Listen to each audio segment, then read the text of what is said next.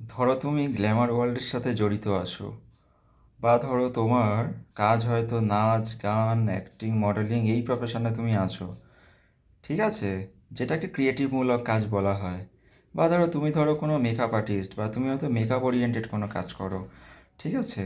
বা তোমার যদি শুধুমাত্রই তুমি একজন ভালো নৃত্যশিল্পী, বা তুমি একজন ভালো গায়িকা, বা তুমি একজন ভালো অভিনেত্রী, এইগুলোই যদি তোমার হবি হয়ে থাকে, তাহলে আমি তোমাকে একটা উপায় দিচ্ছি, তুমি এই উপায়টা করো।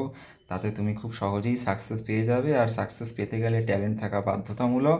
এই উপায়টা তাদের জন্যই যাদের ট্যালেন্ট থাকা সত্ত্বেও যারা সেইভাবে নিজেরা নাম করতে পারছে না, বা সেইভাবে অপরচুনিটিস পাচ্ছে না, তাদের জন্য কি করতে হবে?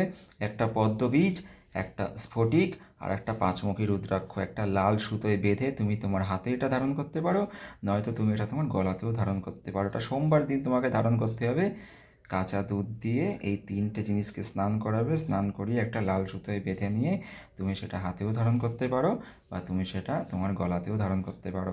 এই উপায়টা তুমি করে দেখো। এই উপায়টা করলে অবশ্যই যারা গ্ল্যামার ওয়ার্ল্ডের সাথে জড়িত, বা যারা ক্রিয়েটিভমূলক কাজকর্মের সাথে জড়িত, যারা নাচ গান অ্যাক্টিং মডেলিং এইসবের সাথে জড়িত আছে, তারা অবশ্যই সাকসেস পাবে।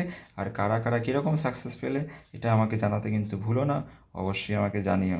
নমঃ পার্বতী পতায়ে, হর হর মহাদেব।